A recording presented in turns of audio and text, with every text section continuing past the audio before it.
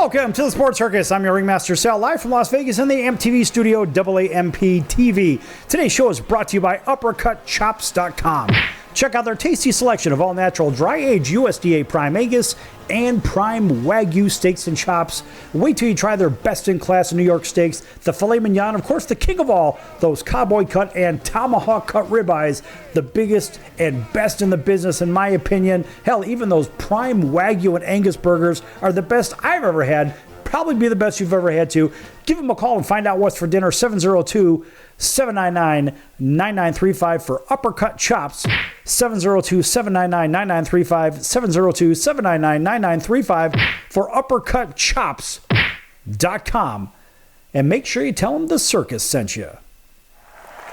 Yes!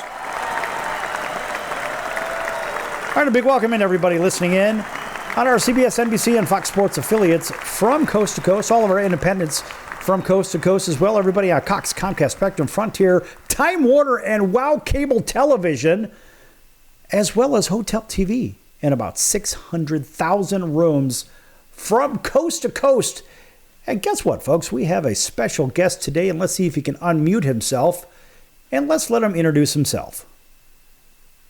This is Ian Kelly from the Sports Angle here in the sports entertainment capital of the world. All right, Ian. Let's talk a little baseball. You know why? Just because we can. And we've had a lot happen recently. We had a trade deadline that's come and gone. What was the biggest surprise to you in this whole trade deadline situation? I mean, biggest surprise, MLB trade deadline, was the New York Mets going a hard sell. And after half a year of having Justin Verlander, they send him back to the Houston Astros, a team that he helped win a World Series title. And not just that, but Max Scherzer going to Texas, trying to help them win a World Series title. So I will say the New York Mets doing a hard sell was definitely the biggest point. Right. And, let's stay in New York, because I also believe the Yankees, with their lack of deals, which they really didn't help themselves. I mean, they're essentially, well, let's put it this way. When's the last time you saw the Orioles in first and the Yankees pretty much in last place? 1856. It's been a minute. That's for sure. The Yankees in last place. I mean, let's face it, everybody in the AL East is above 500. And the Yankees, well, they're 10 games back of first. But in the grand scheme of things, if you look at that wild card, nobody's really out of it. I mean, hell, even my beloved White Sox, who really stink to join up at 23 under, they're still in the race, believe it or not. But the Yankees are really only 3.5 back. So maybe they felt that they didn't need to make any moves. I mean, they're already a team loaded, but they're also strapped with jumbo salaries too. Now, will they get healthy is the bigger question. Well, the problem that the Yankees are going to have is just that they are in a lose-lose situation. With all the injuries and everything that has happened with the New York Yankees, they're not really going to be in a spot where they can contend for the playoffs, but they're not really in a spot where they can rebuild or kind of retool.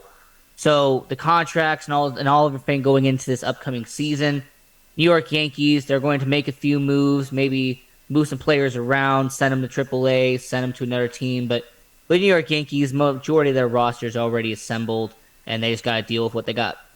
But you believe that they won't even contend for the playoffs? I mean, I said that they were not going to win 85 games, and I still believe that. I think they'll be around 500, but they're not going to be a playoff team. No. Yeah, I mean, there's too much talent. The whole AL East is good. I mean, even the Red Sox are a game ahead of them at 57 and 51, and you would think the Red Sox, even in a sort of a rebuilding year, they're sort of where they're supposed to be, but I would imagine they'd be in last place. And I'm a little surprised at Toronto at only 11 over. I thought Toronto would be a lot better than what they're showing. Pitching has been inconsistent for Toronto. The bats have been great. Bo Bichette trying to win the batting title. And I will say, when it comes to the Toronto Blue Jays, they should be a lot better. They should be a World Series contender. It's just the pitching is inconsistent. That's why they went out and got some pitching when it came to the trade deadline. You know what I find interesting is we play in the same fantasy baseball league. And I think about what your statements were about Bo Bichette getting off to a hot start, and you said that he would taper off. I think he's actually gotten stronger as the season's gone on, don't you? Indeed, he is. What do you think that's going on with him? I mean, this guy, maybe he got over the idea of, hey, let's have a fast start and let's taper off in the dog days of summer. I think he might have heard you and said, you know what, I'm going to show that sports angle guy out in Las Vegas that I'm more than a half a season wonder. I mean, Bo Bichette definitely one of the best, in terms of consistency, one of the best players in baseball. I mean, really over the last couple of seasons, he has really shown in Toronto why he's going to be a mainstay in Toronto for a couple of years. So, yeah, I mean, look, this guy is good. He's got all the tools. He has the makings of a guy that will hit 300 for an entire career. He's just one of those guys. And it's awfully hard to find those. If you look up and down the league, you're like, well, you know, what is it going to take for a guy like Bo Bichette to finish in the 330, 340 range in hitting? It's really going to be that consistency. I mean, they only 11 over, and I don't know. It's sort of a conundrum. I'm sort of at a loss for words. I expected a lot more out of them. I actually expected them to lead this division. I mean, they were going to be one of the odds-on favorites for the AL East at the beginning of the year. Even some people had them as a World Series pick coming out of the American League. Now, with Toronto, it's just unfortunately the inconsistency. Now, at home, they're doing pretty well, but when they get to the road, they've been having some challenges against some really good teams in the American League. So for Toronto, they just have to fix the inconsistencies in August and September. And hopefully they can fix it and make a good run when they get to October. Well, I expected Manoah to do a hell of a lot better than what he's doing, and I certainly expected Berrios to take over as the number one. Bassett is just a big mystery. I mean, look, if that breaking ball is somewhere where it needs to be, that guy is very, very tough to hit. Kevin Gausman leading the league in strikeouts. It's just what he does. But I expected Berrios to be the number one, and I expected Kikuchi to be the number three. I didn't expect him to be the four, and Ryu, I expected him to be the last guy in the rotation. And with them getting Ryu back, you know, he just got activated, almost was out for a year and a half. So him getting back will be very vital to that starting rotation. And that bullpen, I mean, Romano, he gets injured, so of course they bring over a really good closer. The guy had to have him in that bullpen. So I'll say for Toronto, there should be some good momentum in August and September, and hopefully it can lead them to maybe a good postseason run in October. Does Baltimore win 100 games this year? I'm going to say 102 would definitely be a good scenario for the Baltimore Orioles. I think the Baltimore Orioles, consistency, they're young. They had a number one farm system heading into the year. It has been benefiting and paying off in Baltimore. You know, there are 4 fun teams to watch in baseball. I have my 4 fun teams. Whether I like them or not, they're just fun to watch. And the 4 fun teams to watch, in my opinion, it's must-see baseball. And I'm going to put number 1 as the Baltimore Orioles because it almost seems like there's a different hero every night. These guys can do it from top to bottom. They don't have a crap load of experience, but what they do have is a roster from top to bottom that really nobody wants to face them. And I would also say that the Cincinnati Reds are much must-see baseball. Another team that's built very similarly to the Baltimore Orioles, loaded with young talent. And of course, you've got I wouldn't say the one-man must-see circus with Ellie De La Cruz, but I got to tell you, man, that guy is exciting. He has dropped off a little bit, but that guy is exciting to watch. If that guy learns how to hit a breaking ball, he is going to be a 340-plus hitter, and he's going to steal 50-plus bags a year. I mean, I will say with Cincinnati, Spencer Steer, he's also done a really good job, a young up-and-coming guy in that infield as well. McClain, solid shortstop. I mean, he's somebody that's definitely going to be part of Cincinnati's core well, look at for the Friedel. next 5 or 6 years. Friedel as well, and I'm going to throw Friedel into that mix. And it's nice that Grandpa Joey Votto got back here in our last minute of the segment. I will throw the Cubs in to see as must-see baseball because they are a fun team to watch. And, man, can they score. Holy crap, can they score. I mean, they run really high highs. And, you know, when the wheels come off, they can't throw a pea in the Pacific. Yeah, I mean, Chicago Cubs doing what they should be doing, making a playoff run and hopefully making it to October at the end. I was a little surprised that they didn't try to make a deal for Dylan Cease to try to right the deal that went wrong on them years ago, or even for Eloy Jimenez. But the last team that I have for must-see baseball, of course, the team that you love the most, which is the LA Dodgers, because, man, those guys, whatever it is, I don't know what they do, but somehow they find a way to put 6+ runs up every night, and Freddie Freeman is just out of his mind. Period. Excellent scouting, good offense, and the pitching has started to come around for LA. That's right. All right, folks, we're going to be back here with Ian Rickelli from the Sports Angle here in Las Vegas. Don't go anywhere. Lots more to come here on the Sports Circus. Back in a few minutes.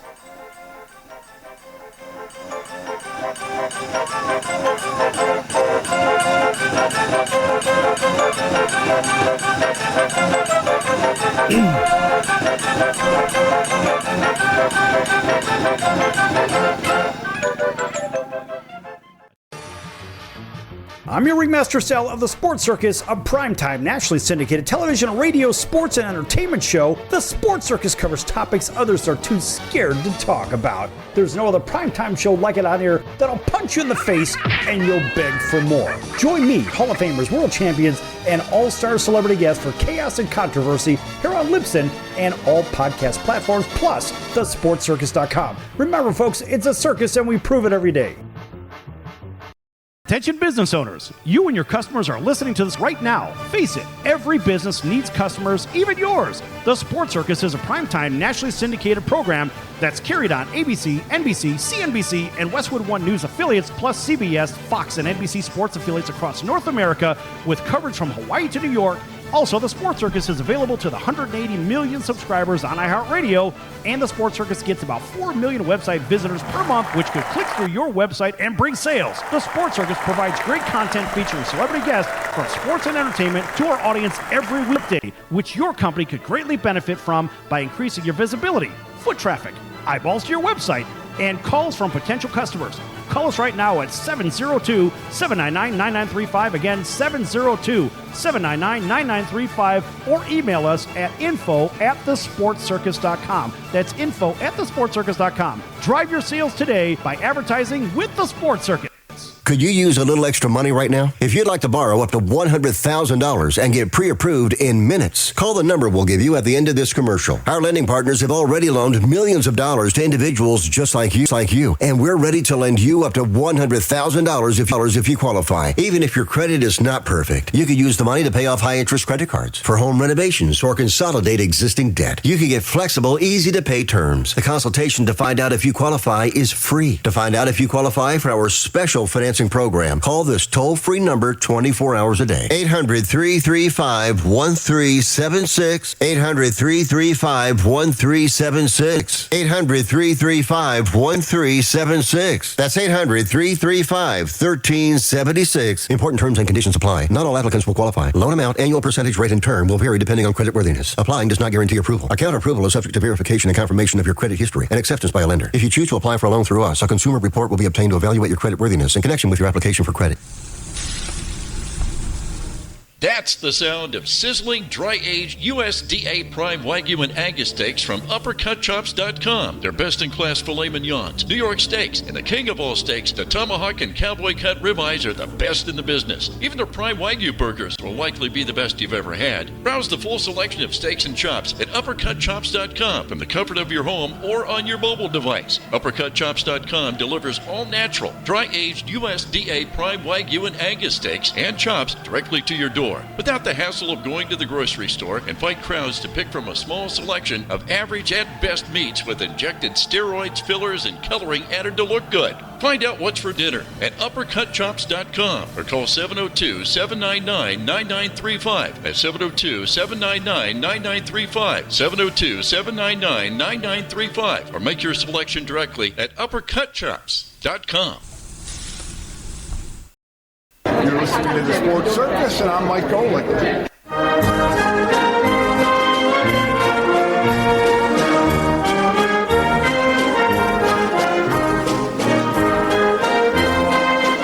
Welcome back to the Sports Circus. I'm Roy Firestone. Now it's time to throw it back to Sal.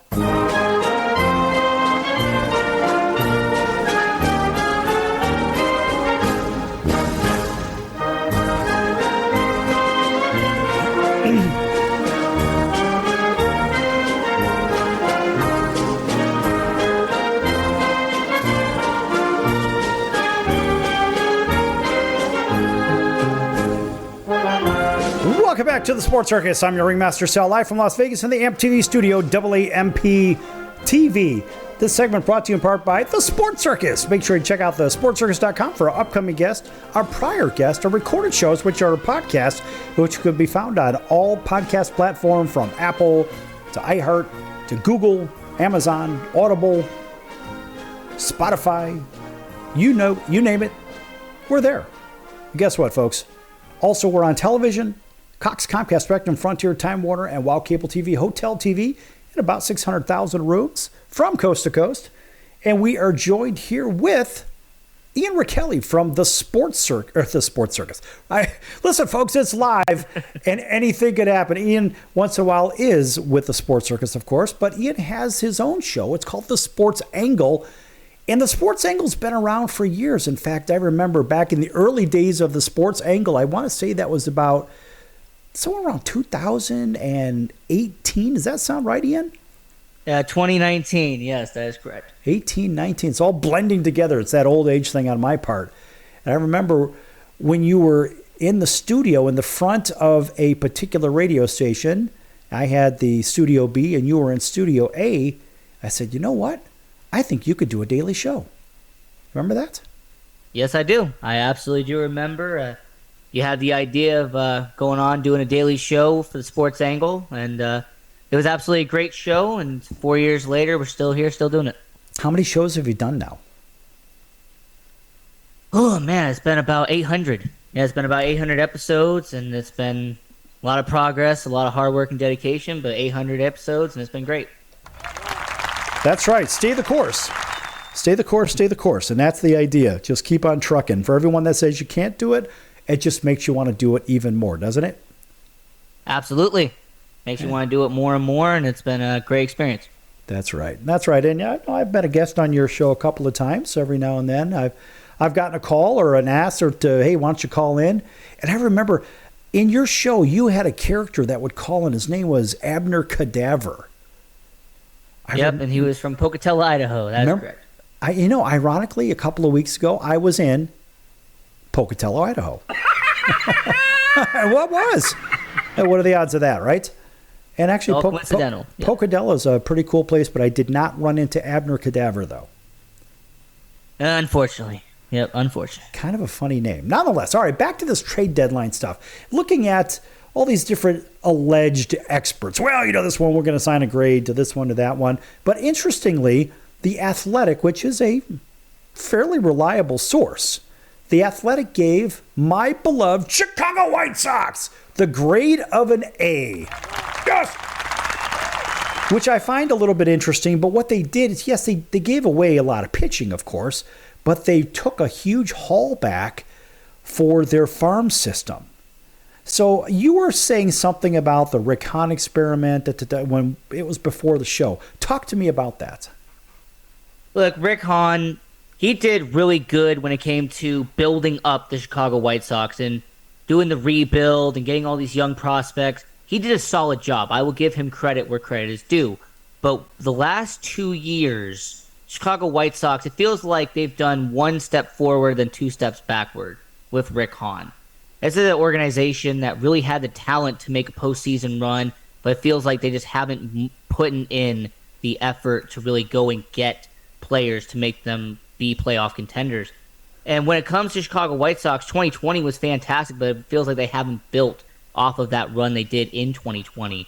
And I feel like with Rick Hahn, the free agent signings really haven't panned out. They've done some trades, and the trades have really backfired on the White Sox. So for you being Rick Hahn, you have been there since 2012. I really have to ask, at this point, based off of what he's done in 2023, is he really going to be there much longer? I mean, is Kenny Williams really going to keep Rick Hahn moving forward, considering what the White Sox are doing now? It occurs to me that Kenny should have canned him a long time ago, and I attribute that to the last 2 managerial hires.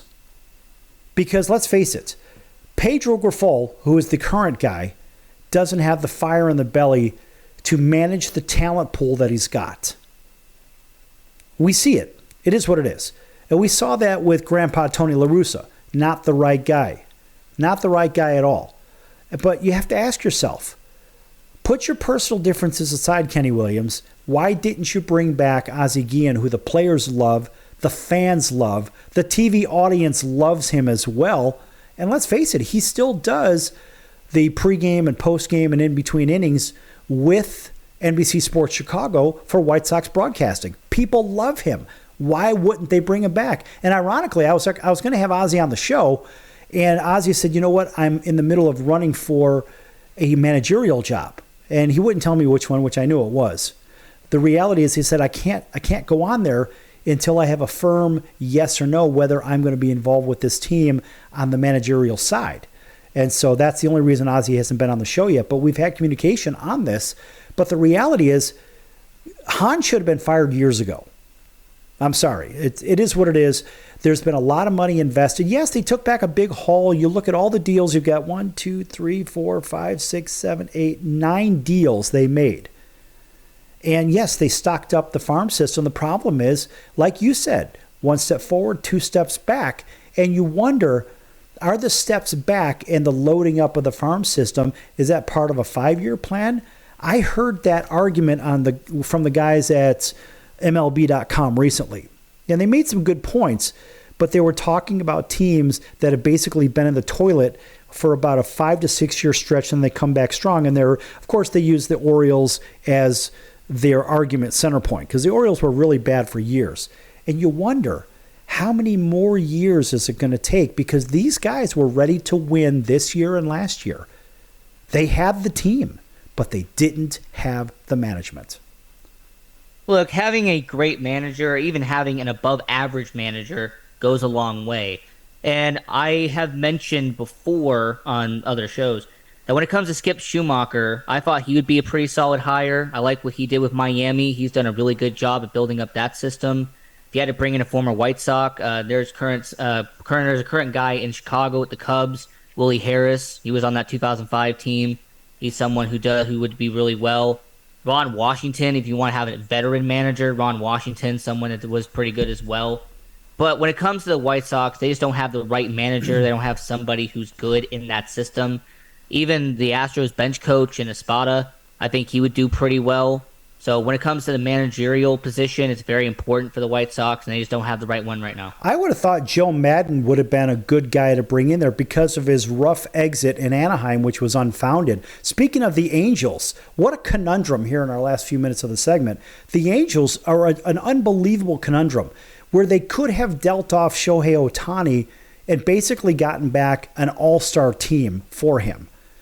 I mean, Artie doesn't want to pay the $500 million or plus, whatever it's going to be, on the new contract. But Artie didn't want to send him up the freeway to L.A. because L.A. is probably going to end up in the LCS with Atlanta. And let's face it, the last thing that Artie wants to do is look like the hometown villain by sending a superstar up to L.A. and then him hoisting the trophy, right? But L.A. gets a D from the Athletics, and frankly, I don't blame them. I would have gave them an F. Picking up Lucas Giolito in a down year, Reynaldo Lopez is looking for an identity. He doesn't have one right now. I don't believe taking back CJ Cron after all those years is going to help them. And frankly, picking up Eduardo Escobar and cash from the Mets isn't a barn-burning deal. And I don't believe that taking Mike Moustakas from the Rocks was a good deal. I just think that they have tried to patch up the dam, but the dam's going to break. What a terrible, terrible set of moves by the Angels. When you think they're going to turn a corner, it's like the dumb get dumber. Look, with the Anaheim Angels, the Los Angeles Angels, or the Orange County Angels, or whatever the heck you want to call them. The Los Angeles Angels of Anaheim, of Orange County, the Orange Curtain of the Santa Ana Riverbed of Interstate 5 with a rock pile. Those guys. Absolutely, whatever name you want to call them. Look, Shohei Ohtani, generational talent, the best player in baseball right now. And yes, you had a chance to move him. You had a chance to get a great farm system haul from the Baltimore Orioles or Arizona Diamondbacks. They have one of the best farm systems as well. You could have gotten a haul for him. But when it comes to Shohei Ohtani, the fact is the Angels are not going to be getting him back at this offseason. And he's going to get $550, he's going to get $600 million from somebody else. And the Angels pretty much made nothing out of getting Shohei Ohtani for something. That's right. And Artie didn't make the deal with LA because he didn't want to look bad. He didn't want to make the deal to San Francisco because it was too close. The only places that Shohei really can go are teams on the West Coast, in my opinion. I think he'll either go to the Dodgers, I think he'll go to the Giants, or the Seattle Mariners. Big Asian influence in those locations, which makes all the sense in the world. I think he's sort of a misfit on the East Coast, although he's a tremendous fit for a couple of teams over there. I think when it's time for him to go at the end of the segment here, I think it's going to be time for him to stay or to move out of Anaheim and stay somewhere on the West Coast. Give me 10 seconds. What do you think? Seattle Mariners would be an excellent choice. The standing ovation he got during the All-Star game and the way that he showed appreciation towards Seattle would make an excellent choice. Yeah, I'm kind of with you on that one, but I'm thinking that the rich get richer, and he's probably going to end up in Dodger blue after he becomes a free agent. All right, folks, back here with Ian Rakelli from the Sports Angle on the Circus here in just a few moments. Lots more to come. Don't go anywhere.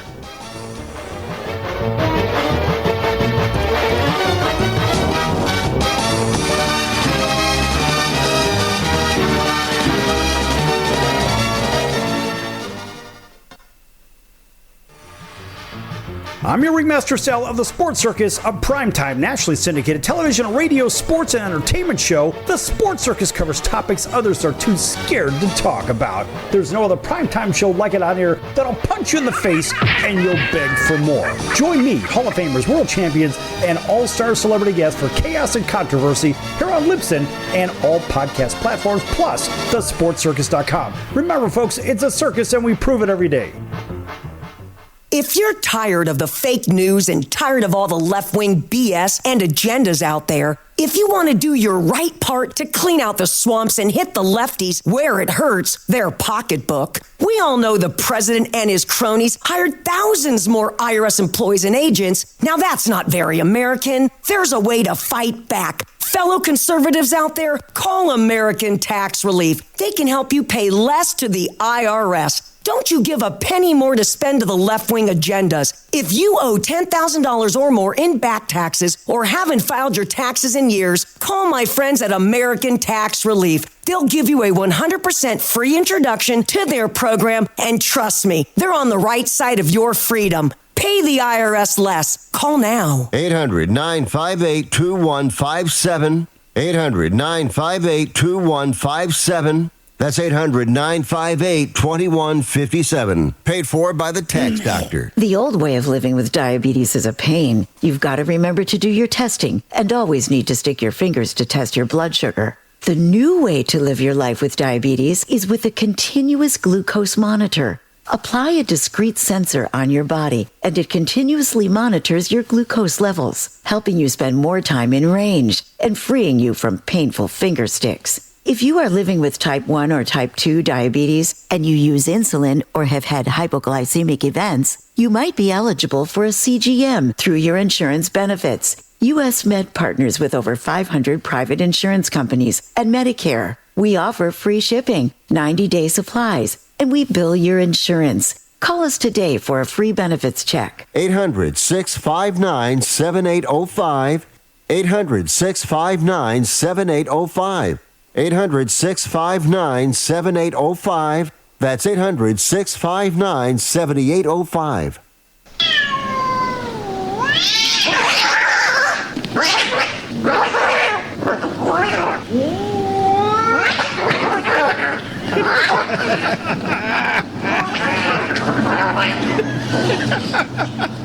That's ridiculous.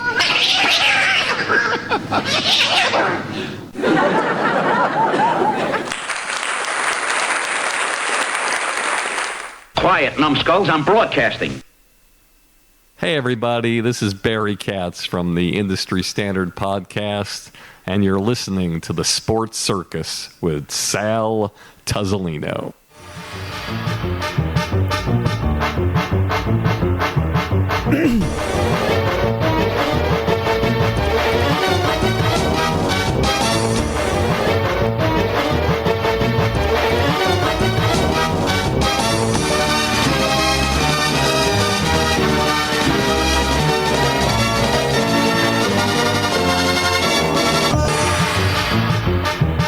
Welcome back to the Sports Circus. I'm your Ringmaster Sal, live from Las Vegas in the AMP TV studio, WAMP.TV. Folks, this segment brought to you in part by the American Business Trust Company, helping companies with strategy, sales and marketing, capital resources, and establishing companies with physical locations or on the internet. For more information, contact the American Business Trust Company at info@abtrustco.com. That's info@abtrustco.com. All right, welcome back to everybody. TV, radio, streaming, you know who you are. And also, I want to welcome everybody back to those that may be tuning in on a replay of this episode for our friend Ian Rickelli with the Sports Angle. And here's Ian to tell you all about the Sports Angle and how to follow it and listen. So the Sports Angle, go to our website, sportsangle.com. Check out all the articles, audio, video, and all the links we have on there. And we're also on all social media platforms as well. So just go to the Sports Angle and go to all audio platforms. We are on there as well. The Sports Angle. All right. Talking baseball, trade deadline, this, that, and the other. There's a couple of mysteries out there. The one that just completely baffles me and many people outside of the New York Mets, which we've kind of discussed a little bit, is the San Diego Padres. What in the world are they doing? They're a game under 500. Can they contend? Why didn't they empty the cupboards, make deals? Somehow they get a grade of B from The Athletic. I'm not really sure why. I mean, is getting Grandpa Rich Hill and G-Man Choi that valuable, or Scott Barlow? I mean, we're talking B and C level talent at best. I mean, look, getting rid of Kevin Plawecki, I think, was a good thing. Now, I have a funny story about Kevin. This is good stuff. So, Ian, I don't know if you've had a chance. We've gone to a game or two over at the old Las Vegas 51s, right? Yeah. Okay. So, where did I sit when I went to those games? Right behind home plate in the front row. Now, you may recall they had basically a fence and whatnot. It was kind of an old school park, which I liked at Cashman Field. I kind of wish they still had games there. Since then, of course, the 51s had moved to New York to be closer to their parent club. Of course, that was AAA for the New York Mets. And we brought in the Oakland A's AAA team at Las Vegas Ballpark, which, of course, is where the Oakland A's will be playing pretty soon, I would imagine. And so Kevin Plawecki was the catcher for those Las Vegas 51s, AAA Mets. And I remember this like yesterday. Boy, this was fun. And so you may recall that sometimes when there's a little dribbler hit back past the catcher, it would just kind of sit against the fence. I don't know, do you ever remember seeing that? Because I know you sat in the press box quite a bit for those games. Yes, I most definitely have seen that. Absolutely. Okay, so here you're sitting up there, and I'm sitting down in the front row next to the field. And one time, Kevin let the ball get by him, and he stood up, and the ball came right to me, and I reached under the fence, and I grabbed the ball. Right? So, and I grabbed the ball, and he walks over to the fence. He's like, dude, what are you doing? I'm like, well, you had no sense of urgency. Why should I wait for you to try to make it a play on the ball when the runner's already at second base? I saved you 4 steps from coming in, so you didn't have to exercise. God forbid you get your lazy ass over here and run to the ball like you're supposed to hustle. And Kevin got really bent out of shape, so I started calling the balls and strikes in the game on top of it, which really drove him crazy, and it drove the umpire crazy too. But I remember Kevin kind of dragged his feet, and he bounced around a little bit. Kevin played in Boston for a little bit, and he went from there to another team. I forget, but Kevin has been, I think this is his 3rd or 4th big league team. Good for him. He's getting minimum salary, right? But for the Padres, yeah, I mean, it's good for him, though. I mean, MLB experience, being able to be on the show. Yeah, and for him to be a part of it, and he's part of a trade to the first place Texas Rangers, I think that's a great thing for Kevin. So we'll give Kevin a little round of applause. But I think for the Padres to get rid of him, that was good. But for everything else, Look, the alleged key takeaways were the Padres did the right thing by not selling and believing in this team. Entering deadline day, they had the National League's third best run differential and third best expected one-loss record.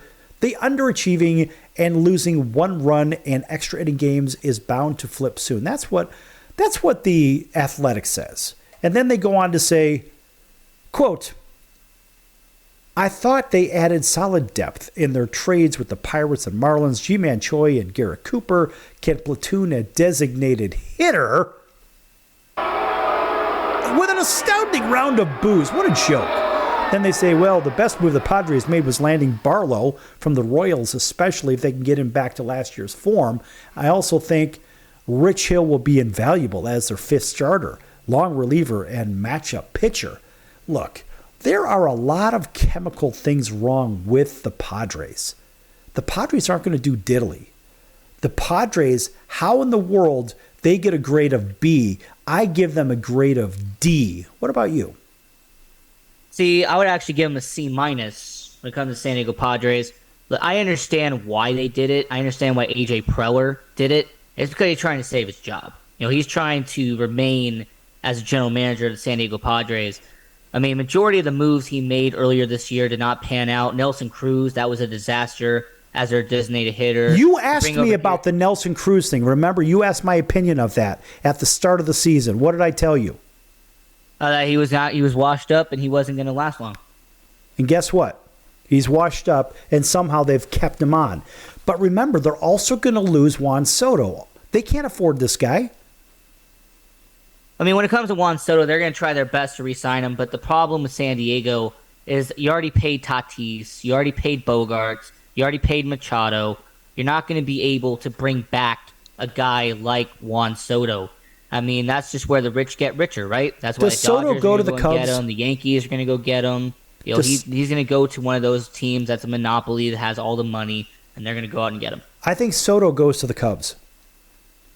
Nah, the Cubs ain't going to spend money like that. They need a big bomber, and I love the fact that Cody Bellinger has bounced back, and I love the fact that they didn't trade him, but I think the Cubs are going to go get a big stick, and I think Soto could be the guy. I mean, if you want to go for a big stick, why don't they go out and get Shohei Ohtani? After all, Seiya Suzuki, they're already friends over there. Agree, but at the same time, it's not the right market for him. I mean, if he wants to go to the right market, how about he goes to Queens, goes to the Mets? I mean, Senga, those guys already have a connection there too. Again, I don't believe there's as much Asian influence for the big wheel. I mean, let's face it, Ohtani's the big wheel at this point in the league. He's the guy. And so if you're going to make a deal for the guy, it would only seem reasonable to keep him on the West Coast. All right, so then San Diego, Seattle, L.A., there's only a few options, really, when it comes to Shohei Ohtani. Yeah, but you know what? A dark horse in this could be the San Francisco Giants. San Francisco Giants, they've been doing pretty well, but the problem is every time they try to sign a big-name free agent, it blows up in their face. I mean, the last 5 or 6 years, they pretty much have wasted opportunity after opportunity to sign a big-name free agent. Well, you ask yourself, what is it that the Giants are doing wrong? The problem that the Giants have, I just think with the management, they're not building enough of a system to get players to want to go over there and play. Okay, but why wouldn't they want to play when they have a beautiful park? Well, they have a city that's sort of in, I'm saying it's getting to disrepair at this point, but we're seeing a team that somehow finds ways to win games. They don't have any superstars on the team, but somehow they get it done. It's not flashy, but, I mean, when it comes to the San Francisco Giants, they are definitely one of those teams that's not sexy, it's not flashy, but they do enough to win. They're 2.5 out of first. Yeah, San Francisco, and what I will say is kind of like a blue-collar type of thing. They're a team that's under the radar, they don't do a lot, but they get the job done. Now, I watch quite a few of their games. I see a lot of the West Coast games. I have all the baseball games on the television package, whatnot. And the Giants and the Diamondbacks, they play a very good brand of baseball. Again, not sexy, not flashy. They do just enough to win games. The D-backs have fallen off a little bit, but they're still in the mix at 5.5 back. But the Giants are only 2.5 back. We've seen this movie a couple of years ago, haven't we? Yes, we did see that story. We did see that play, and definitely was a great play. Absolutely fantastic. Yeah, and so I'm saying that the Giants have a quality club, and you ask yourself, could Ohtani fit in? They've got some solid pitching for sure, but it's not flashy, right? It's certainly not flashy. But let's face it. No, it's not. With Webb and Cobb and Wood, you've got some quality people. Ross Stripling would drop down to a middle relief guy, which actually he was a quality starter with the Dodgers when he came up. But they've got enough, I think, don't forget, they also put Sean Manaea in the pen for long relief because he hasn't been very effective, but he can revive his career. So Ohtani could be a fit in over there too. I mean, just stretching it out, thinking that it is possible. I don't know. I mean, it's not just Seattle that's a player, the Dodgers. Any team on the West Coast is a player for Ohtani as we stand. I'll tell you what, when we come back from break, I'm going to have you wrap that up, and then we're going to do a segment of your choice. In fact, you're going to bring us back from break. Back here from Las Vegas in the AMP TV studio, I'm your Ringmaster Sal, here with Ian Rakelli from the Sports Angle. Back in a few minutes. Don't go anywhere.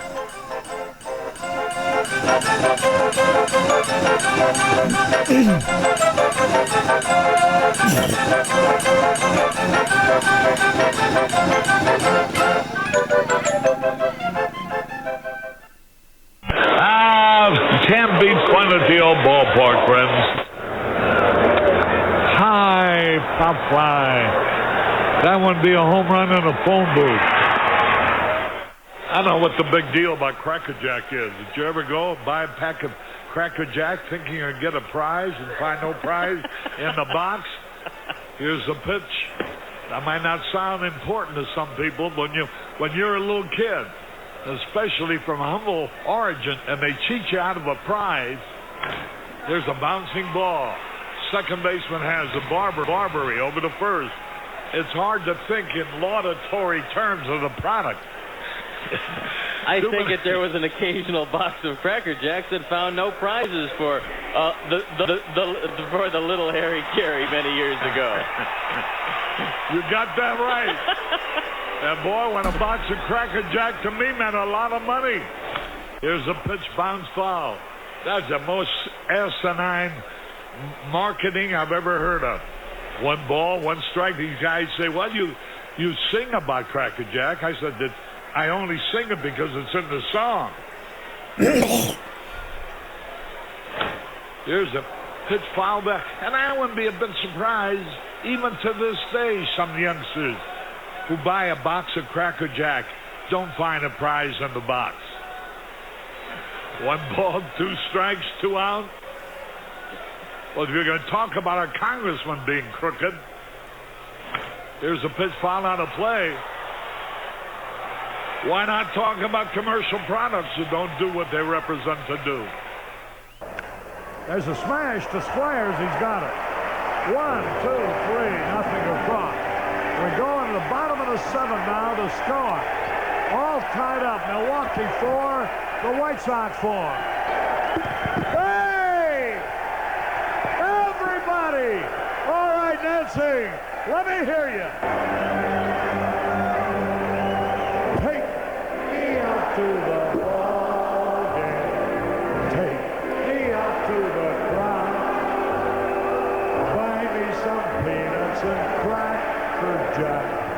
I don't care if I ever get back for its root for the White Sox.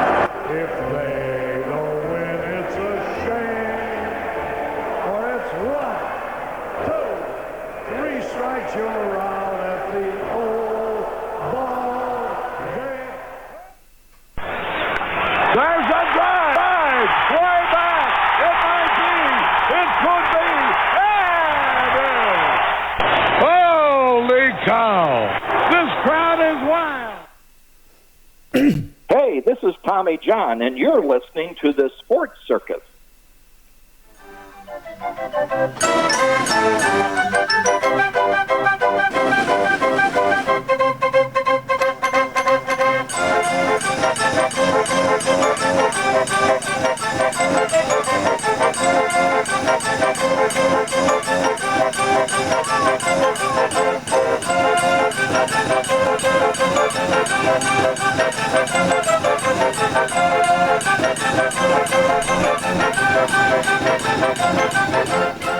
Welcome back to the Sports Circus. I'm your Ringmaster Sal, live from Las Vegas in the AMP TV studio, AAMP TV. This segment brought to you in part by our friends over at the Sports Angle. And here to tell you all about the Sports Angle is Ian Rakelli, the show creator, host, and producer. Go ahead, Ian. Absolutely, and that is the Sports Angle, and we try to give you a different perspective, a new angle on the world of sports. And we are on all major audio platforms and on all social media platforms as well. And go to our website, thesportsangle.com, where we write our articles and upload our videos and all our audio links here on the Sports Angle. All right. That's good stuff. Ian's been doing this for a minute, about 800 shows, so he's no rookie at it. You know, Ian, there's a big difference between those people that do these podcasts and those that do real terrestrial radio and television. It's a very different world. Those podcasts, and I know you do a podcast right now, and you also do a show that streams, but you've been on regular live terrestrial radio. What is the difference for all those people, in your words, for doing a live show on the air, on the FCC airwaves, versus a podcast? Well, most of it has to do with the timing, especially when you're doing actual radio. You have to focus on, all right, for this segment, we have to do X amount of minutes. You also have to worry about, all right, so if I say something here, you know what, we have this network, and then also we have this station and everything going on. So I would say when it comes to actual radio versus podcast, there's a lot more limitations, and there's a lot more that goes into play when it comes to what you're doing and everything. Yeah, absolutely. And folks, there is an enormous difference. So the Sports Circus, television, radio, and streaming, and we do store on those podcast platforms, Apple, iHeart, Spotify, Google, Amazon, Audible, whatever, all of those, right? You can't get away from us. But the reality is, real radio, real TV, we have hard breaks. So we have a clock to work within, and the show format technically is 59 minutes and 50 seconds. And it's that long because we have to leave 10 seconds for the top of the hour station identification. So in this particular case, we want to make sure we welcome in our friends all the way over in Honolulu on CBS Sports 1500 KHKA. Nice round of applause for them, of course. And for our friends over in LA that may be listening on NBC News and CNBC Financial right here in Las Vegas, KGPT Jackpot Radio, and, of course, KVGK 97.9 FM. Also, big welcome in to our friends over in Southwest Florida, WBGY. WBGY. Welcome into everybody over there, as well as WDJY in Atlanta, and WAUD, home of the possibly coming up again world champion Atlanta Braves. Right, that's our signal out of Auburn, Alabama. So that stretches from Montgomery, Alabama, all the way over to Columbus, Georgia, a whole bunch of points in between. Buddy, we're all over the place, but the idea of real radio versus those podcasts, look, there's a big problem with the podcasters out there. Look, there's 3 million podcasts. And at the end of the day, if you can't distribute your show, then you're just one of millions, so to say. And there's an enormous difference in distribution. How do we get it to this TV station, that TV station, this radio station? So, Ian, you've been on independent radio stations. You've also been on CBS Sports as well. And so it's a very different program, although technically it may seem the same, but you've got to watch your language. You can't fix it in the mix. Live is live, correct? Absolutely. When it's live, anything can happen. Right, so you're taking that away from what we say here. But look, it's a circus and we prove it every day. So look, I'm happy the fact that I've seen your shows develop, because you've done, I say shows because you've got a couple of programs as well. I think you have a hockey program also, don't you? Absolutely. Yeah, we have a hockey program, Vegas Hockey Hub, and it's a half hour every single day, and we talk about the world of hockey. Now, don't you also have one for racing? Because I know you're a big racing guy. So that one's in the works right now. We're doing a racing show. It's going to be in the works, and it's going to be a lot of fun talking about F1, IndyCar, NASCAR, and everything going on in the world of auto racing. Well, speaking of which, having the F1 race here in Las Vegas in November. I mean, all the world's eyes are already on Las Vegas, but now it's really going to get maddening. Hell, they've been tearing up and trying to modify Las Vegas Boulevard now for quite some time. What do you think is going to happen over the 10-year cycle? Because this is a 10-year contract now. What do you think is going to happen to the city from an athletic standpoint? Are we going to see the NBA here?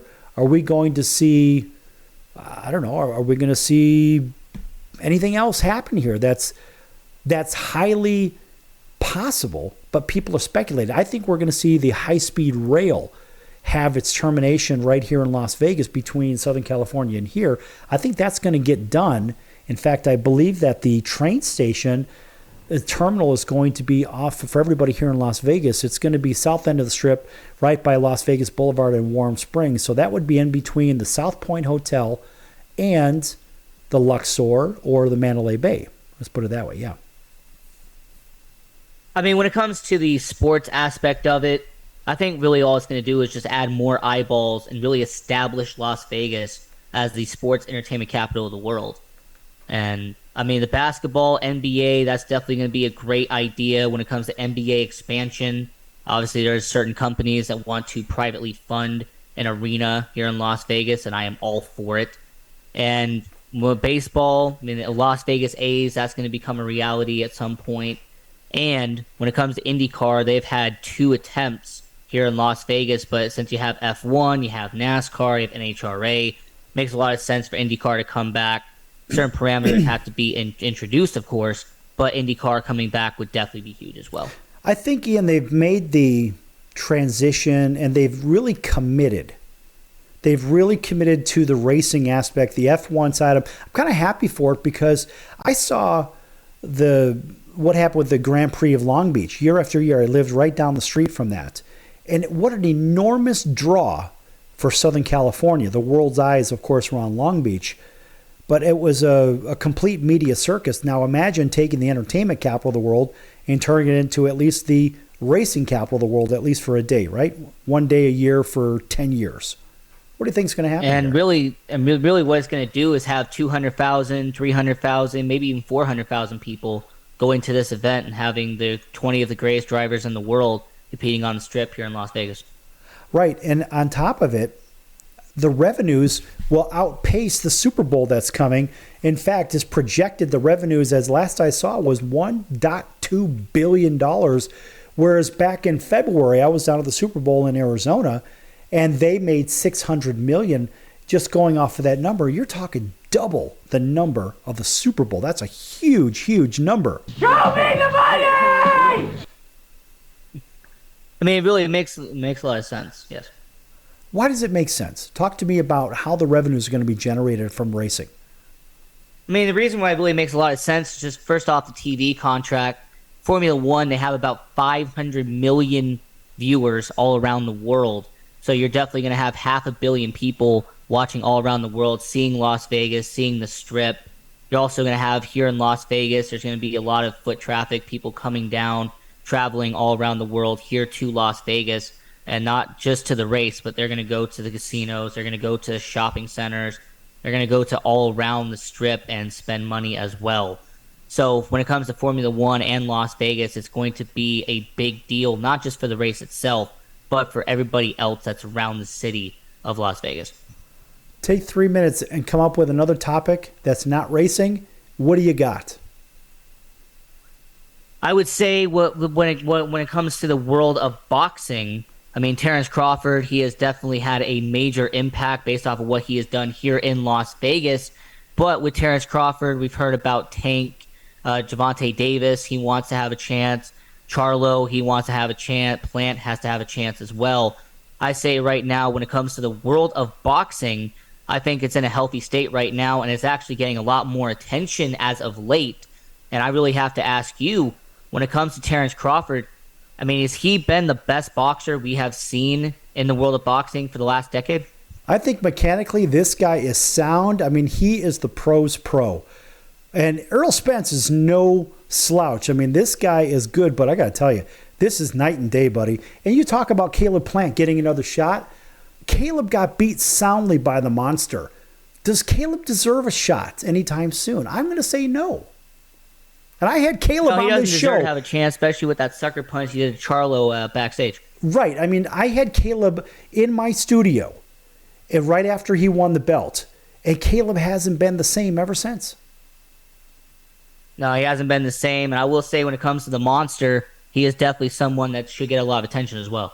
I think so, too. And he is, again, a sound fighter. Man, that guy could take a punch. That guy's got a cast iron jaw. Absolutely, and I will say with him and Crawford, those are right now the 1A, 1B when it comes to the world of boxing, two of the best pound-for-pound boxers in the world. I would agree. I mean, look, some divisions are a little bit less fortified with great fighters, but I think those guys are in the right divisions with the right fighters, but they are still head and shoulders above what's out there remaining. I mean, of course, I would say when it comes to the world of boxing, it's been really healthy, and the attention, the ratings, the revenue, the box office draw. I say boxing really for the first time in 15 or 20 years, multiple divisions are being represented, and there's a lot of revenue and money that's coming from it.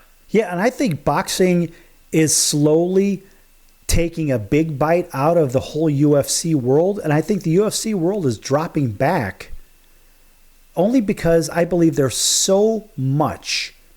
It's almost like card collecting, sports card collecting back around 1990 when there was, you go into all these stores and you'll have, a bunch of card makers, a bunch of manufacturers, and they're flooding the market. I think the UFC has flooded the market with fighters where boxing has stayed the course. Take 30 seconds, talk about that, wrap this up, and get us out of here. I mean, with UFC, also the biggest problem that they're having is their fighters are leaving as well. I mean, they have guys who are going to rival promotions, they're going to boxing, they're going to WWE and also pro wrestling. So I say for UFC eating themselves inward, I think that definitely is a problem as well. And I say boxing, they're definitely doing a great job. Yeah, I would agree. And I think that boxing has stayed the course over time. And guess what?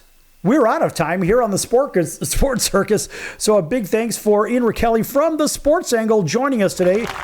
Ian, tell everybody how to follow you once again real quick. Go to thesportsangle.com and check out all the articles and everything we have on there. And go to @SportsAngle on PR. All right. For Ian Rakelli, I'm your Ringmaster Sal here in Las Vegas. And we'll see you in about 23 hours right here on your favorite station. So until then, so long, everyone.